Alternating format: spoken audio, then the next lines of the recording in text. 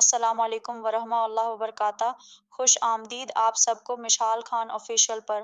آج ہم ایک ایسی بیماری پر بات کریں گے جو اگرچہ عام ہے مگر لاپرواہی کی صورت میں خطرناک ثابت ہو سکتی ہے، اور وہ ہے یرقان۔ یرقان دراصل جگر کی خرابی یا کمزوری کی ایک علامت ہے۔ اس میں جسم، آنکھوں کی سفیدی اور پیشاب کا رنگ پیلا ہو جاتا ہے۔ بعض اوقات مریض کو شدید کمزوری اور بھوک میں کمی کا سامنا بھی ہوتا ہے۔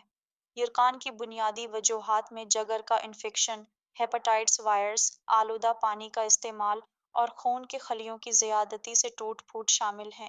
اب بات کرتے ہیں یرقان کے قدرتی علاج کی۔ گنے کا تازہ رس یرقان میں بہت مؤثر ہے۔ یہ جگر کو طاقت دیتا ہے اور جسم سے زہریلے مادوں کو باہر نکالتا ہے۔ یاد رہے کہ رس ہمیشہ صاف ستھرا اور جراثیم سے پاک ہونا چاہیے۔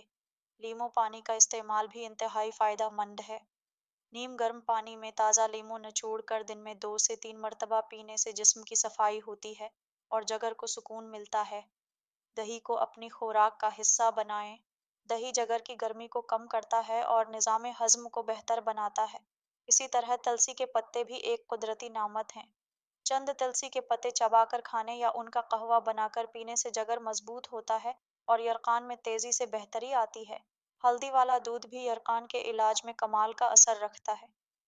ایک گلاس گرم دودھ میں آدھا چائے کا چمچ ہلدی ملا کر روزانہ پینے سے جسم میں سوزش کم ہوتی ہے اور مدافعتی نظام مضبوط ہوتا ہے۔ اب کچھ ضروری احتیاطیں بھی سن لیں۔ یرقان کے دوران مصالحے دار، تیل والے اور بھاری کھانوں سے پرہیز کریں۔ مکمل آرام کریں، صاف ستھرا پانی استعمال کریں اور جگر کو آرام دینے والی غذاؤں کا استعمال بڑھا دیں۔ آخر میں، اگر علامات میں شدت آئے یا بہتری نہ ہو تو فوراً کسی مستند ڈاکٹر سے رجوع کریں۔ یاد رکھیں، وقت پر علاج آپ کی صحت کو بڑی حد تک بحال کر سکتا ہے۔ ویڈیو کا اختتام۔ اینکر: اگر آپ کو ہماری یہ معلومات پسند آئی ہو تو ویڈیو کو لائک کریں، دوستوں کے ساتھ شیئر کریں اور ہمارے چینل مشال خان آفیشیل کو سبسکرائب کرنا مت بھولیے گا۔ اگلی ویڈیو میں پھر ملاقات ہوگی۔ تب تک کے لیے اللہ حافظ اور دعاؤں میں یاد رکھیں۔